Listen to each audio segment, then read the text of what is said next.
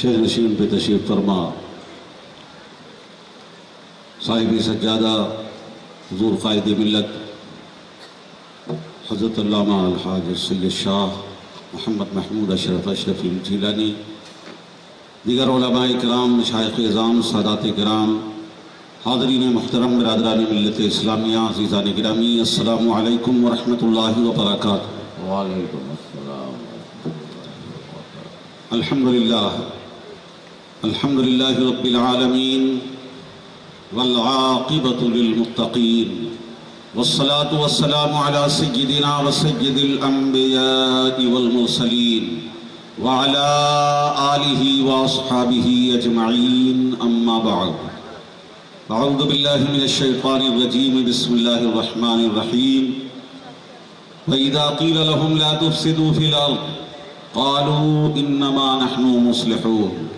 صدق اللہ مولانا العظیم وبلغنا رسولہ النبی الامین الکریم، ونحن علی ذلک لمن الشاہدین والشاکرین، والحمد للہ رب العالمین۔ ذرا بیداری کے ساتھ بارگاہ رسالت میں عقیدت و محبت کے ساتھ درود پاک کا نذرانہ پیش کریں۔ اللہم صلی علی سیدنا و مولانا محمد وعلی آل سیدنا و مولانا محمد وبارک وسلم۔ صلو علیہ صلاۃ و سلاما علیک یا حبیبی یا رسول اللہ صلی اللہ تعالی علیہ وسلم۔ سرورہ شاہا کریمہ دستگیرہ اشرفا، حرمت روح پیمبر یک نظر کن سوئے ماں، اے اشرف زمانہ زمانے مدد نما، درہائے بستراز کلید کرم کشا، اشرف نہنگ دریا دریا بسینہ دارت، دشمن ہمیشہ پرغم با ذکر دوست دارت۔ محترم حاضرین اکرام، برادران ملت اسلامیہ، عزیزان گرامی، اس وقت آپ بر صغیر ہند و پاک کی ایک مرکزی خانقاہ اشرفیہ حسنیہ سرکار کلام میں حاضر ہیں۔ ان سے غوث العالم محبوب یزدانی کا پربہار موقع ہے، فیضان غوث العالم جاری ہے، اور ہم عقیدت بندان غوث العالم محبوب یزدانی انشاءاللہ ضرور مخدومی فیضان سے مالا مال ہو کر جائیں گے۔ جس خانقاہ میں آپ تشریف فرما ہیں،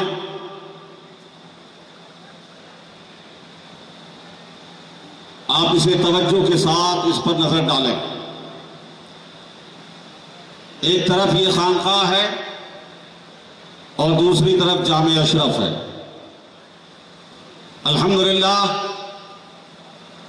آج ہندوستان میں نہیں بلکہ پورے بر صغیر میں اس خانقاہ نے اپنے وقار کا سکہ منوا لیا،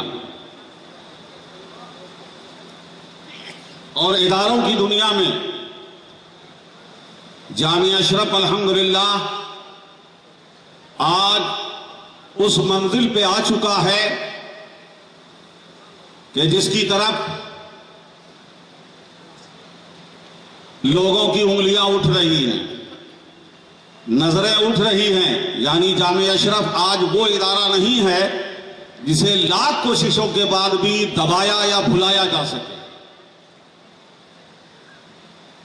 حضور قائد ملت صاحب سجادہ سربراہ اعلیٰ جامع اشرف کی بے پناہ کوششوں، محنتوں، اور سب سے بڑی بات آپ کی مکمل توجہ کی بنیاد پر کی وجہ سے جامع اشرف الحمدللہ ہر دن ترقی کی راہ پر گامزن ہے،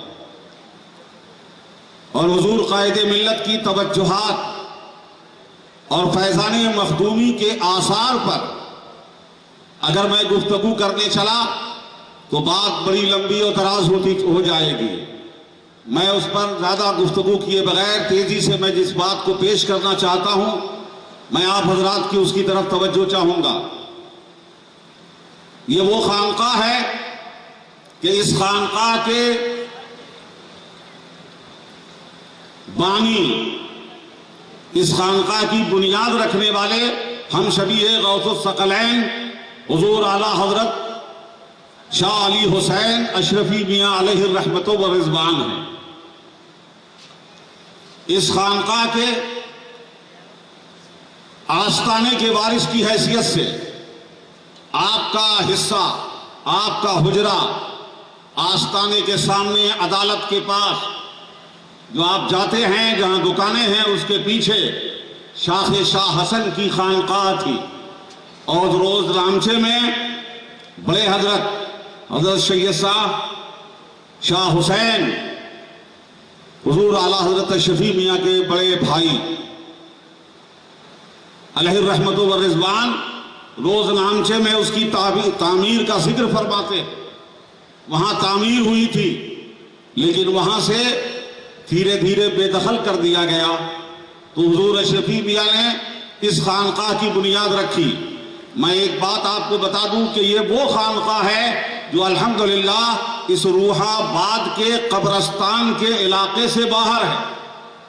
کیا بات، واہ واہ واہ! ورنہ آپ جتنی تعمیرات دیکھیں گے باہر نکل کر، میں نے اپنی آنکھوں سے دیکھا ہے کہ میرے زمانے میں جہاں قبریں تھیں، مزارات تھے، وہاں آج مکان اور دکان بن چکے ہیں، لیکن آج ہماری خانقاہ جو حضور شفیع میاں نے بنیاد رکھی ہے اس خانقاہ کی، یہ خانقاہ قبرستان کے علاقے سے باہر ہے۔ حضور شفیع میاں نے خانقاہ کی بنیاد رکھی، اور حضور شفیع میاں ہی کے زمانے میں آپ نے ہی مدرسہ اشرفیہ کی بنیاد رکھی۔ مدرسہ اشرفیہ بھی قائم فرمایا اسی خانقاہ میں، خانقاہ بھی قائم ہے اور مدرسہ بھی قائم ہے۔ مدرسہ بھی قائم ہوا، وہ مدرسہ اشرفیہ اپنے نام کے ساتھ آج بھی کچھوچا میں چل رہا ہے، لیکن اس مدرسے کے جو بڑا خواب تھا، اس خواب کی تعبیر کے لیے حضور اعلیٰ حضرت شفیع میاں کے خوابوں کی تعبیر اور مولانا احمد اشرف کے مشن کی تعمیر کے لیے حضور شیخ اعظم علیہ الرحمت والرضوان نے جامع اشرف کی بنیاد رکھی۔ اسے آپ دیکھ رہے ہیں، آپ کے سامنے ہے۔ الحمدللہ حضور شفیع میاں نے جس خانقاہ کی بنیاد رکھی اور جس مدرسے کی بیج ڈالی تھی، آج الحمدللہ خانقاہ وہ سارے درخت تناور ہو چکے ہیں، بارآور ہو چکے ہیں، ثمرآور ہو چکے ہیں، جو آج آپ اپنی آنکھوں سے دیکھ رہے ہیں۔ میرے پیارے حضور شفیع میاں اعلیٰ حضرت شفیع میاں، جسے دنیا سنیت میں سارے اکابر علماء مشائخ نے اپنے دور کی عظیم روحانی شخصیت تسلیم کیا، آپ کو مشائخ کا عظیم مقتدی اور رہبر مانا، اور حضور شفیع میاں علیہ الرحمت والرضوان نے اعلیٰ حضرت شفیع میاں نے مخدوم پاک کے مشن کی نشت ثانیہ فرمائی، اور اس سلسلہ اشرفیہ کو جو اس وقت تک بہت ہی پردے میں جا چکا تھا، گمنامی کے پردے میں جا چکا تھا، حضور شفیع میاں نے اسے پھر سے زندہ و تابندہ کیا۔ اور آپ یقیناً مخدوم سبنا کے بعد سلسلہ اشرفیہ کی اشاعت میں اور مشن مخدوم اشرف کی اشاعت میں اگر کسی ذات کو مخدوم ثانی کہا جا سکتا ہے تو وہ ذات صرف اعلیٰ حضرت شفیع میاں کی۔ واہ واہ واہ! آپ کو دنیا سنیت کے اکابر نے مجدد سلسلہ عالیہ اشرفیہ فرمایا کہ آپ سلسلہ عالیہ اشرفیہ کے مجدد ہیں۔ آپ نے جہاں صرف روحانی سلسلہ پھیلایا، اشرفی مشن کو پھیلایا، دنیا میں اس وقت ہندوستان کے اندر نہیں بلکہ عرب ممالک تک بڑے بڑے علماء اور مشائخ حضور شفیع میاں کے خلیفہ اور مرید بنے۔ ہندوستان کے اکابر علماء کا نام لیجئے، ایک ایک حضور شفیع میاں کے خلیفہ نظر آئیں گے۔ میں سبوں کے نام گناتا رہوں تو بات طویل ہو جائے گی، بس ایک اشارہ کر دوں کہ اس کے بعد کون بچتے ہیں۔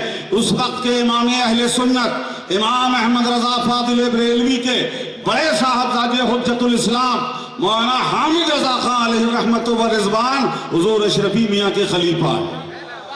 آپ ان کے خلیفہ ہیں، حضور شفیع میاں کے خلیفہ، مجاہد ملت آپ کے خلیفہ، امین شریعت آپ کے خلیفہ، حضرت صدر العلماء غلام جیلانی میرٹھی آپ کے خلیفہ، اور سنو سیاح ایشیا و یورپ مبلغ اسلام حضرت مولانا عبدالعلیم میرٹھی حضور شفیع میاں کے مرید، اور صرف مرید نہیں، وہ نہیں، ان کے بھائی، ان کے چچا، ان کا پورا گھر اشرفی ہے۔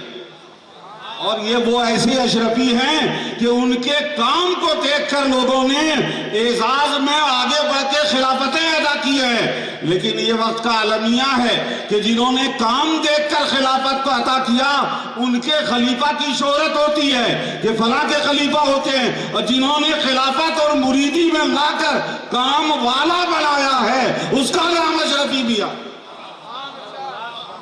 کام دیکھ کر خلیفہ بنانا اور ہے، اور گھر میں بیٹھے بچے کو کام والا بنانا اور ہے۔ حضور اشرفی میاں کی نظر میں مولانا عبدالعلیم میرٹھی کو تاریخ پڑھیے، حالات پڑھیں، پتہ چلے گا کہ آپ کے خاندان کے لوگ حضور اشرفی میاں کے مرید تھے۔ میرے پیارے، میرا موضوع وہ نہیں ہے، مجھے بتانا یہ ہے کہ حضور سرکار اشرفی میاں تشریف لائے، آپ کی روحانیت کا ڈنکا بجنے لگا، ہر طرف علماء و مشائخ آپ کے معتقد ہو گئے، آپ مر گئے، علماء و مشائخ بن گئے، اور ساتھ میں تھوڑے دنوں کے بعد جب آپ کے ساتھ آپ کے فرزند جلیل حضرت عالم ربانی مولانا احمد اشرف رحمت اللہ علیہ اپنی علمی سطوت کے ساتھ جب میدان میں آئے تو علماء کی زبان کے لیے احمد اشرف تھے، اور اصحاب معرفت کی تعلیم کے لیے حضور اشرفی میاں۔ طریقت کے شہنشاہ کا نام علی حسین اشرفی تھا، اور علمی میدان کے شہ سوار کا نام عالم ربانی واعظ لاسانی مولانا احمد اشرف تھا۔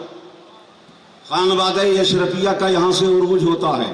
میں ایک جملہ کہہ دوں، جو لوگ جانتے ہیں تاریخ وہ سمجھ جائیں گے، اور جو نہیں جانتے انہیں سمجھ میں نہیں آئے گا، اس لیے میں ایک جملہ بیچ میں کہہ دوں کہ میرا تعلق جونپوری برادری سے ہے، اور میرا آبائی تعلق سہرسہ سے ہے، اور میرا مادری تعلق بھاگلپور سے ہے۔ میں ان لوگوں تک میسج پہنچانا چاہتا ہوں کہ جو لوگ خانوادہ اشرفیہ پہ کچھ بولنا چاہتے ہیں، بولنے سے پہلے سوچ لیں کہ میں 150 سال نہیں 700 سال کی تاریخ کھنگال سکتا ہوں کہ مخدوم پاک نے اس خانوادے کو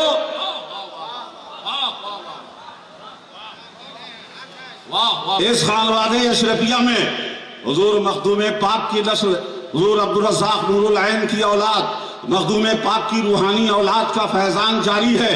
یاد رکھیں، ایک زمانہ ایسا آیا کہ مخدوم پاک کے انتظام پہ ملنے والی جاگیریں کچھ لوگوں کے قبضے میں آ گئی، زمینداریاں قبضے میں آ گئی، تو مخدوم پاک نے زمین کی فصلوں کی زمینداری ایک شاخ کو عطا فرما دی، اور روحانیت کی تاجداری ایک شاخ کو عطا فرما دی۔ واہ واہ واہ واہ واہ واہ واہ واہ۔ ہر جملے کو تاریخی اعتبار سے ثابت کروں گا، لیکن جب زمینداریاں ختم ہو گئی، زمینیں بڑھ گئی، زمینیں کم پڑ گئی، تو اب پھر ضرورت پڑی عقیدہ، پھر کاروبار کی ضرورت پڑی، میدان میں آنے کی ضرورت پڑی۔ تو سن لو خدا کی قسم، آج بھی کوئی اگر کہیں بھی جا کر کچھ بھی طریقت کے نام پر، پیری مریدے کے نام پر، خانوادے کے نام پر جس زمین پہ چلتا ہے، اس زمین کا ذرہ ذرہ حضور اشرفی میاں کا بنایا ہوا ہے۔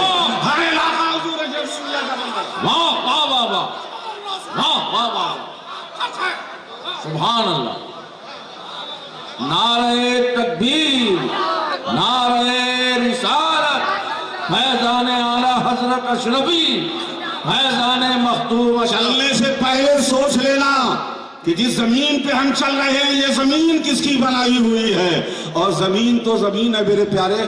بات اصل یہ ہے کہ حضور اشرفی میاں کا جب اقبال لوگوں نے دیکھا، عروج ہوا، جب آپ کا غلغلہ پھیلا، چرچے پھیلے، علماء مشائخ کا رجوع دیکھا، تو سن لو میرے پیارے، وہ آدمی باکمال ہوتا ہی نہیں ہے جس کا کوئی حاسد نہ ہو، حاسد نہ ہو۔ اور حاسد سب سے پہلے کون ہوتے ہیں؟ حضرت زکریا نے دعا فرمائی تھی، انی خفت الموالی من ورائی، یہ اللہ میں اپنے چچا زاد سے ڈرتا ہوں۔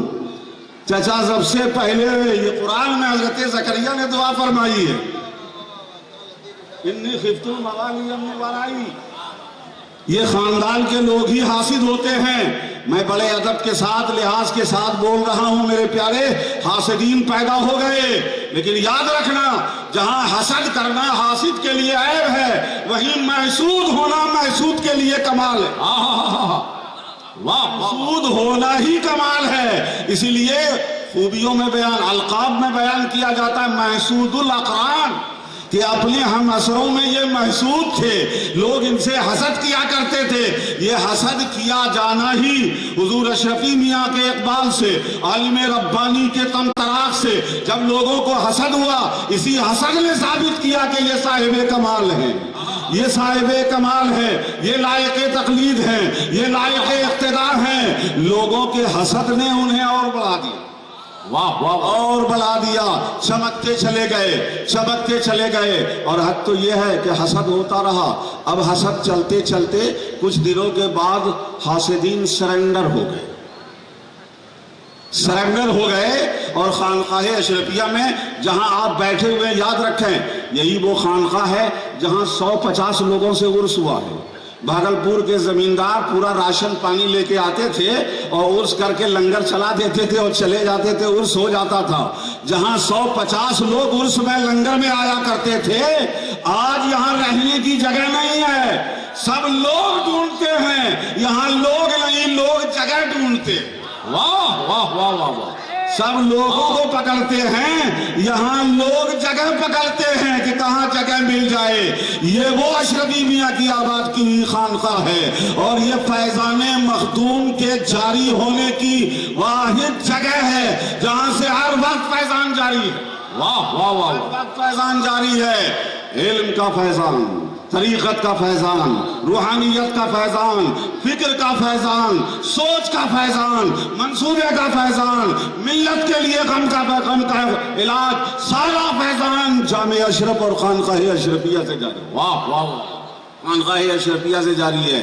گورنمنٹ کے فنڈ کے پیسے کھا لینا اور ہے، اور ملت کے لیے ادارہ چلانا اور ہے۔ واہ واہ واہ واہ واہ، ملت کے لیے، دین کے لیے کام کرنا اور ہے۔ میرے پیارے، یہ حضور اشرفی میاں کی اسست علی التقویٰ، یہ وہ بنیاد ہے جو تقوی پر اس کی بنیاد رکھی گئی ہے، اسے کوئی آنکھ نہیں دکھا سکتا۔ ارے جہاں اشرفی میاں نے کرنی چلا دی مبارک پور میں، وہ ادارہ بنتا چلا گیا، یہاں تو سارا فیضان ہے۔ واہ واہ واہ واہ، نعرہ تکبیر، نعرہ رسالت، حضور اشرفی میاں کی وہ ذات جنہوں نے سلسلے کا نام روشن کیا، سلسلے کو پھیلایا نہیں، بلکہ سنو، تخت سلطانی کی اولاد، سلطان ہے سید اشرف جہانگیر سمنانی، سلطان ہیں، لیکن سلطان کی اولاد کیسی ہو، وہ بھی تاجور ہونی چاہیے۔ سلطان کی اولاد دکھے کہ سلطان کی اولاد ہے، تاجور ہے۔ حضور اشرفی میاں نے تاج ایجاد کر کے یہ بتا دیا کہ سلطان کی اولاد تاجدار ہوتی ہے، یہ کسی اور کی نہیں۔ دو پلیا ٹوپی چلتی تھی لکھنؤ والی، یہ تاج تو اشرفی میاں نے دیا ہے۔ اور سنو بولنے والوں، تم بھی آج اسٹیج پہ انہی اشرفی میاں کا تاج لگا کر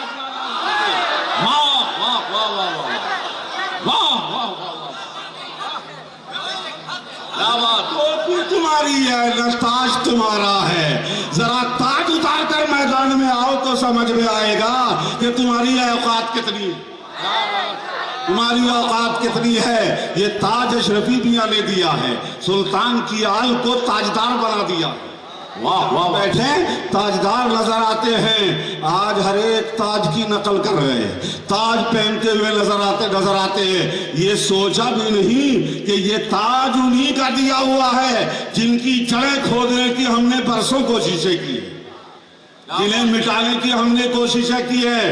اور بنگالی کا ایک لطیفہ، اگر بنگال کے لوگ برا نہ مانے تو ایک لطیفہ پیش کر رہا ہوں معذرت کے ساتھ، صرف تفہیم کے لیے، کہ ایک بنگالی کی پلیٹ میں کسی نے کھا کے جوٹھا چھوڑ دیا، آیا غصہ ہوا کا، اب وہ جو جملہ ہے میں نہیں بولوں گا مائک پہ، وہ بولا یار میری پلیٹ میں کھا کے جوٹھا چھوڑ دیا، کھانا کھا کے تم نے جوٹھا چھوڑ دیا، میں تمہاری پلیٹ میں پخانا کھا کے جوٹھا چھوڑ دوں گا۔ پاخانہ کھا کے جھوٹا چھوڑ دوں گا. معاذ اللہ ذرا سمجھیے گا میں بولنا کیا چاہ رہا ہوں کہ یہ حسد میں اتنے آگے بڑھے, حسد کرتے کرتے بھول گئے کہ ہمیں کرنا کیا ہے, بولنا کیا ہے. جس کی زمین پہ چلے تھے اسی کو للکارنے لگے اور یہ دکھانے لگے کہ ہم اصل ہیں, کوئی نقل ہے. سن لو میرے پیارے, کعبے پہ نجدیوں کا قبضہ کعبے کو وارث ثابت نہیں کرتا, نجدیوں کو ثابت نہیں کہ وارث ثابت نہیں کرتا. کہیں بھی قبضہ وراثت پر وراثت ثابت نہیں کرتا, اور قبضے سے اہلیت نہیں ہوتی ہے. اہلیت تو کہتے ہیں زبان خلق کو نقارہ خدا کہیے. واہ واہ واہ واہ, تو مانگو پاک میں. اور سنو, ہوا یہ کہ تمہاری پلیٹ میں غلاظت کھا کے جھوٹا چھوڑ دوں گا. ہوا کیا, چلتے چلتے جب حسد میں دیکھا کچھ نہیں, سارا قبضہ ہے, زمین پہ قبضہ, سب کچھ قبضہ تھا, لیکن پھر بھی برداشت نہیں ہوا تو کیا کیا, جا کر غلط لوگوں سے مل گئے, غلط لوگوں سے ڈانڈا ملا لیا, غلط جماعت میں چلے گئے, بدعقیدہ کو اپنا سربراہ بنا لیا, ان سے مدد لینے لگے. یہ کیا ہوا, یہ بے وقوفی میں گندگی کھائیں گے اس کا خیال نہیں رہا, پلیٹ جھوٹا کرنے کا خیال رہا کہ میں انہیں ہٹ کرنے کے لیے. ہم چھیڑنا نہیں چاہتے میرے پیارے, پوری تاریخ بتا دوں, یاد رکھو میں یہ بات کیوں بول رہا ہوں, آپ لوگ سمجھیں گے. میں بھی ویسے ہی بولوں گا جیسے بولا گیا ہے, ویسے ہی بولوں گا جیسے بولا گیا ہے, مجھے رعایت بھی کرنی ہے. آپ کل قل کی محفل میں شریک ہوں گے, غور سے سنو, کل قل کی محفل میں شریک ہوں گے. یہاں پر آستانہ مخدوم پاک کی شبیہ بنا لگائی جائے, لگے گی کیا بات, شبیہ لگائی جائے گی نا, آستانے کی شبیہ ہوگی, ہے نا, اور اس میں حضور صاحب سجادہ سامنے ہو کر قل ہوگا, آپ کی دعا ہوگی, تمام تبرکات میں ملبوس آراستہ ہو کر حضور صاحب سجادہ تشریف فرما ہوں گے. آپ بتاؤ, کسی جاہل کے دماغ میں بھی آیا ہے کہ یہ شبیہ لگانا غلط ہے؟ کسی کو سمجھ میں آیا ہے کہ یہ غلط ہے؟ میرے پیارے سنو, شبیہ لگانا, میں آپ کو چاہتا ہوں کہ پہلے مخدوم پاک کا ایک قول سنا.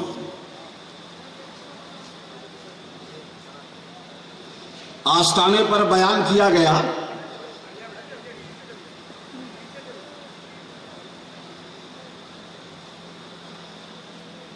آستانے پر یہ بیان ہوا کہ وہ اصلی آستانہ ہے, کوئی نقلی آستانہ نہیں ہے. اور اس کے بعد یہ دعویٰ کیا گیا کہ جو مخدوم پاک نے لکھا ہے کہ جو میرے دربار میں آئے گا محروم نہیں رہے گا. لکھا ہے, پہلا جملہ جہالت کہ مخدوم پاک نے لکھا نہیں ہے, مخدوم پاک کے لطائف اشرفی میں ملفوظ ہے. ذرا کہتے اسی لیے کہتے یا بنی تعلم ثم تکلم, صاحبزادے پہلے پڑھو سیکھو اس کے بعد بولو. تعلم ثم تکلم, پہلے پڑھ لیا کرو پھر بولا کرو. تقریر میں کہہ دیا مخدوم پاک نے لکھا ہے, آج تک پڑھنے کی توفیق نہیں ہوئی. میں تو لگتا ہے مجھے کہ سنتے سنتے کہیں گھر میں کام کرنے والی سے کچھ سن لیا ہوگا اور اسے ہی آگے دوہرا دیا ہے, اس لیے کہ پڑھتے تو بات سمجھ میں آتی. مخدوم پاک نے فرمایا, قول سنو, پہلے اس کا پس منظر سن لیں. حضرت مخدوم پاک نے نیل شریف کا تالاب حوض کھدوایا اپنی حیات ظاہری میں, قلندروں نے حوض کھودا, اور نیل شریف کے چاروں طرف مخدوم پاک نے باغ لگوائے, مختلف قسم کے پیڑ اور درخت لگوائے, پورے باغ لگوائے ہیں. اور جس دن یہ حضرت شاہ نظام یمنی اس کو ملفوظ کو تحریر فرما رہے ہیں, واقعہ بیان کر رہے ہیں, بلکہ قول بھی نہیں, مخدوم پاک کا ایک قول ہے. اس کے بعد وہ واقعہ پورا بیان کرتے ہوئے آئے ہیں. لطائف اشرفی باب 59 اٹھا کر پورا پڑھو, پورا باب پڑھو گے تو بات سمجھ میں آئے گی کہ مخدوم پاک کیا کہنا چاہتے ہیں. تصور کریں, حوض اور تالاب کھدوایا, اس کے چاروں تین طرف باغ لگوائے, اور فرماتے ہیں کہ نیا مونسری کا درخت بھی ابھی لگایا گیا تھا. حضرت مخدوم پاک نے اس باغ کی سیر فرمائی, اور سیر فرماتے ہوئے باغ سے ہوتے ہوئے جب حوض پہ آئے تو فرماتے حوض کی تعریف کی, حوض کی بھی تعریف کی, اور باغ سے بھی بڑے خوش ہوئے, دل شگفتہ ہو گیا. اس کے بعد مخدوم پاک نے فرمایا سنو یہ مخدوم پاک کی عبارت سنیں. چو در سیر گلزار و تفرج لالا زار خاطر شگفتہ شد. سیر گلزار یعنی جو پھولواریاں لگائی تھیں اس کے سیر سے، و تفرج لالا زار اور لالا زار کی فرحت سے، سیر سے، تفریح سے دل شگفتہ شد. جب آپ کا خاطر، آپ کا دل شگفتہ ہو گیا. فرمودن کہاں سے؟ باغ میں سیر کر کے آئے، حوض پہ تشریف لائے. فرمایا انشاءاللہ تعالی ہر کے دری روضہ، ہر کے دری روضہ. یہ روضہ وہاں پہ وہ آستانہ نہیں ہے. یہ روضہ بولتے بولتے یہ ہر چیز کو روضہ دیکھنے لگے. یہ روضہ، فرمایا دری روضہ، انشاءاللہ دری روضہ، ہر کے دری روضہ. روضہ کرم بیایت از فیض بے نصیب نہ روت، کہ اس باغ میں جو بھی آئے گا وہ فیض سے بے نصیب نہیں جائے گا. توجہ چاہوں گا، روضہ سے مراد آستانہ لے لیا. آستانہ بافیض کب ہوتا ہے؟ جب صاحب آستانہ موجود. صاحب آستانہ موجود تو ابھی مخدوم پاک باغ میں ٹہل رہے ہیں اور فرما رہے ہیں دری روضہ، یعنی بتا دیا کہ آج میرے قبر پہ آنا تو دور کی بات ہے، میرے باغ اور حوض میں بھی جو آئے گا وہ بے نصیب نہیں ہوگا. بے نصیب نہیں ہوگا. ہر کے دری روضہ بیایت بے نصیب نہ روت وہ ہر کسے کے. اب یہاں سے سنیے، یہاں مخدوم پاک نے فرمایا وہ ہر کسے کے مثالے او در جہاں خواہد کرد مبارک نہ خواہد، مبارکش نہ خواہد عام. جو کہ دنیا میں اس روضے کی مثال بنانا چاہے گا مبارکش نہ خواہد عام، اس کو یہ مبارک نہیں ہوگا، اس کے لیے مبارک نہیں ہوگا، یہ برباد ہی ہوگا، برباد ہوگا، مبارک نہیں ہوگا. یہ مخدوم پاک نے فرمایا. توجہ چاہوں گا، یہ ہے لطائف اشرفی کا بیان. اور بیان کیا کیا گیا ہے؟ اشرفیوں کو دھوکہ دینے کے لیے بیان یہ کیا کہ مخدوم پاک نے لکھا ہے. ایک بار نہیں بولے، تکرار کے ساتھ بولا گیا لکھا ہے. دکھا دو کہاں لکھا ہے. مخدوم پاک کا لطائف اشرفی میں بیان نقل ہوا ہے، لکھا نہیں گیا. اور کیا لکھا ہے؟ کہتے ہیں مخدوم پاک نے لکھا ہے کہ جس نے ہمارے روضے کا نقشہ بنایا وہ اللہ کے فیض سے محروم ہوگا، اللہ کے فیضان سے محروم ہوگا. میں کس لفظ پہ تبصرہ کروں؟ یہ پڑھے لکھے لوگ ہیں، پھر کہوں گا یا بنی تعلم ثم تکلم. اے صاحب زادے ذرا پڑھ لو پھر بولو. آج تک آپ نے کبھی اللہ کا فیضان سنا ہے؟ کیا بات! اللہ کا فیضان، اللہ کا فضل ہوتا، اللہ کا کرم ہوتا ہے. فیضان تو بزرگوں اور اولیاء کا ہوتا ہے، فیضان اللہ کا نہیں بولا جاتا. اور بولا گیا جس نے ہمارے آستانے کا نقشہ بنایا. کتنی جہالت والی بات ہے میرے پیارے. ابھی تو فوٹو کا دور ہے، کیمرے کا دور ہے، فوٹو کا دور ہے. لیکن فوٹو سے پہلے حضور مخدوم پاک کا آستانہ 600 ساڑھے 600 سال سے ہے. 600 سال سے زیادہ کا عرصہ گزر گیا. اس وقت کیمرہ نہیں تھا.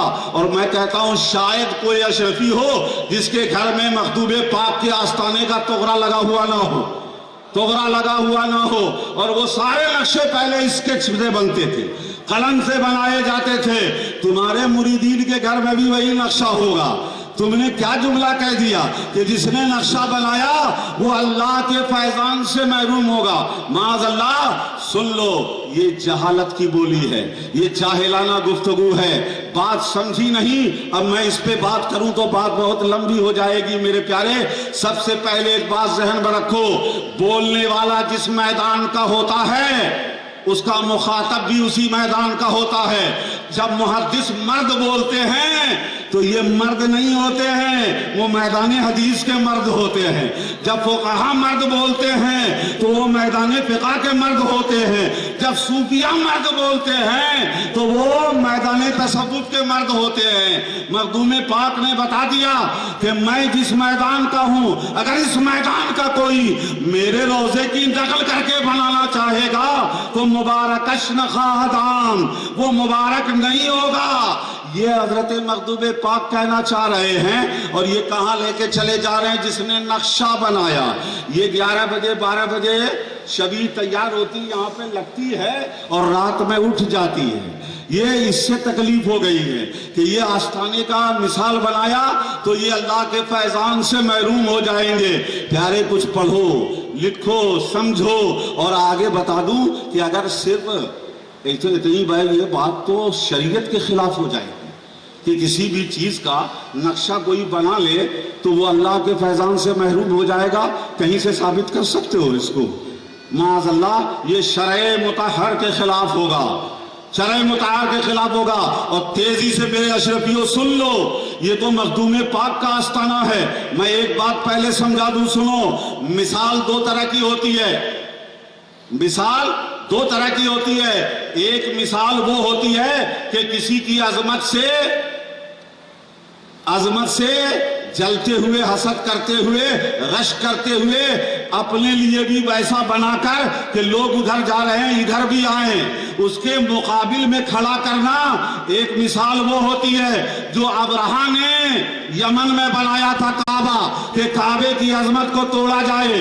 ایک وہ مثال ہوتی ہے جو ابرہہ بنا رہا تھا، اور ایک وہ مثال ہوتی ہے کہ اصل کو ڈیمیج کرنے کے لیے نہیں، بلکہ ہم اس اصل کے تصور کو اور اجاگر کرنے کے لیے، اسی کی طرف جوڑنے کے لیے مثال بنائی جائے۔ تو ایسی مثال جائز ہے، مستحسن ہے، بلکہ قابل قدر ہے، قابل قدر ہے۔ اگر اتنی ہی جہالت ہے تو بتاؤ کہ ہیرے کے نگ لگا کر سونے چاندی کے دھات سے رسول پاک کے نالین کی مثال بنا کر لگا رہے ہو۔ کوئی پگڑی پہ لگا رہا ہے، کوئی صدری پہ لگا رہا ہے، کیا وہ نالین مصطفیٰ کے اصل ہے؟ نہیں میرے پیارے، وہ اسی کی نقل ہے، مثال ہے، عقیدت سے لگائے جا رہے ہیں۔ دنیا میں ہر جگہ جلوس میں گنبد خضرا کی شبیہ تیار کی جاتی ہے، محرم کے جلوس میں روضہ امام حسین کی شبیہ تیار ہوتی ہے۔ وہ مثال جو اصل سے جوڑے، وہ مثال جو اصل کی عقیدت بڑھائے، وہ مثال جو اصل کی یاد تازہ کرے، وہ مثال معیوب مذموم نہیں ہوتی، وہ تو مطلوب ہے۔ اس لیے ہم گنبد خضرا کا نقش گھروں میں لگاتے ہیں۔ ارے یہی تو وجہ ہے، اب کس نے ہمارے علاقے میں لکڑی کا گنبد خضرا مینار کے ساتھ بنایا ہے، ربیع الاول کے جلوس میں اسے سامنے رکھتے ہیں کہ گنبد خضرا کی یاد آتی رہے، وہاں سے نسبت جوڑتے ہیں۔ سن لو، یہاں جو آستانہ مخدوم کی شبیہ تیار کی گئی، یہ ابرہہ کا کعبہ نہیں ہے، یہ مخدوم پاک کے عقیدت مندوں کے لیے اس آستانے کی یاد میں گم ہو کر دعا کرنے، توجہ مرکوز کرنے کا ذریعہ، توجہ مرکوز کرنے کا ذریعہ ہے۔ ورنہ یہ بتاؤ، اگر یہ نقل ہوتی کہ نقلی آستانہ بنا لیا ہے، اے میرے اشرفیوں بتاؤ، فاتحہ پڑھنے کہاں جاتے ہو؟ فاتحہ پڑھنے کہاں جاتے ہو بھائی؟ بولو، آستانے پہ جاتے ہیں نا، فاتحہ پڑھنے آستانے پہ جاتے ہیں۔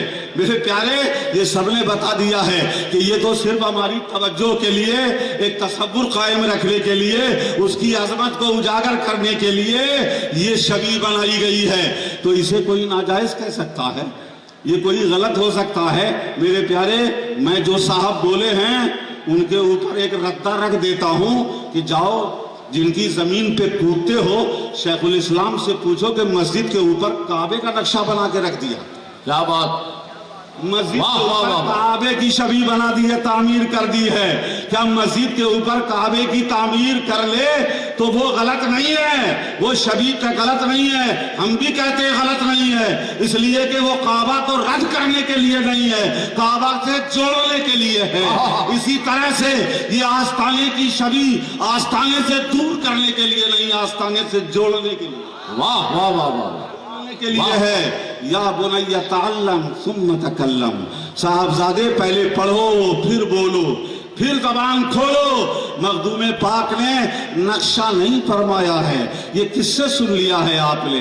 مثال کہا ہے، اور مثال کا مطلب یہ جو ٹکر میں بنایا جائے، مجھے تحقیق نہیں ہے لیکن میں نے سنا ہے، میں ان کو مشورہ دوں گا، پیارے اندر توجہ دو، تمہارے سرے کہاں کہاں ملے ہوئے ہیں، اگر میں اسے کھودنے لگوں یہاں سے سہرسہ تک کی رشتہ داریاں تو جواب دینا مشکل ہو جائے گا، لیکن میں ابھی ادھر جانا نہیں چاہتا، بتانا چاہتا ہوں کہ ذرا حد میں رہیں، حسد کرنے والے مٹ گئے ملتے ہیں مل جائیں گے آدھا تیرے، نہ مٹا ہے نہ مٹے گا کبھی چرچا تیرا۔ یہ حضور اشرفی میاں کی آباد کی ہوئی خانقاہ ہے، جس کی بنائی ہوئی ٹوپی پہن کر شان دکھاتے ہو، جن کے بنائے ہوئے تاج لگا کر شان دکھاتے ہو، ذرا کم سے کم اتنا تو خیال کر لو، لیکن کیا کریں گے؟ مولا علی نے فرمایا اتقی من شر من احسنت الیہ، بچو اس کے شر سے جس پر تم نے احسان کیا، یعنی جس پر احسان ہو جائے اس کے شر سے بچو۔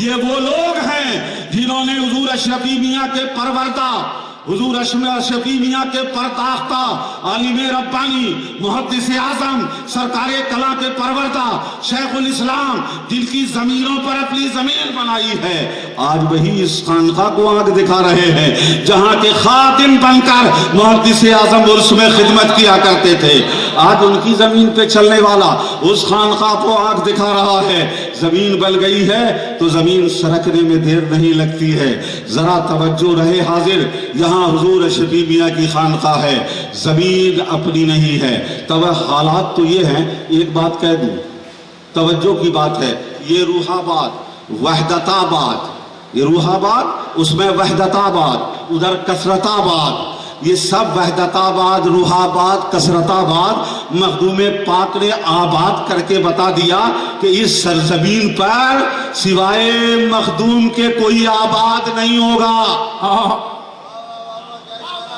کوئی آباد نہیں ہوگا، یہ مخدوم کی نگری ہے، یہاں جو بھی آتا ہے چاہے بہار سے آئے، بنگال سے آئے، کسی خطے سے آئے، جو بھی کرے، مکان بنائے، دکان بنائے، گیسٹ ہاؤس بنائے، سب نسبت مخدوم پاک کے طرف ہوتی ہے، لیکن تم کیسے نااہل ہو چکے ہو کہ مخدوم کی نگری میں آ کر شاہ میرا کے نام سے خانقاہ بنا رہے۔ یہ مخدوم کی نگری ہے، یہ فیض مخدوم کا مرکز ہے، یہاں کسی کی نہیں چلتی ہے۔ ارے یہ وہ غوث العالم ہیں جنہیں بعد میں لوگوں نے نہیں کہا کہ غوث وقت ہیں، لوگوں نے نہیں، در و دیوار سے آواز آ رہی تھی کہ اشرف آج غوث العالم ہے، اشرف آج غوث العالم ہے۔ گلبرگہ کی زمین میں غوث ہونے کا اعلان ہے، پنڈوا کی زمین میں جہانگیر ہونے کا اعلان ہے، جو جہانگیر ہے اس کے قریب خاں آستانے پر کسی دوسرے کی بولی چلے گی، یہاں طوطی صرف مخدوم کا بولے گا، صرف اشرف کا بولے گا، کسی اور کا نہیں چلے گا۔ لیکن کیا کہوں میرے پیارے، میں بات بولنے کے بجائے ایک شعر پڑھتا ہوں، تاجروں کو سمجھتے ہو تم راہبر، یہ تو خود اپنی منزل سے ہے بے خبر، ان کے نقش قدم پہ چلے تم اگر، سوچ لو ان راہ گزاروں سے کیا پاؤ گے۔ اللہ پاک ہم اور آپ کو ہدایت دے اور سمجھنے کی توفیق عطا فرمائے، ایسے گمراہ کرنے والے، بھٹکانے والے، غلط طور پہ لوگوں کو تصور دینے والوں سے اللہ آپ کو بچائے، اور کل کل شریف کی محفل میں پوری عقیدت محبت کے ساتھ ہم حاضر ہوں گے، اور شبیہ آستانہ غوث العالم کے سامنے صاحب سجادہ کی دعا ہوگی، تصور میں آستانہ ہوگا، مخدوم پاک کی حاضری ہوگی اور اس میں دعائیں ہوں گی۔ میرے پیارے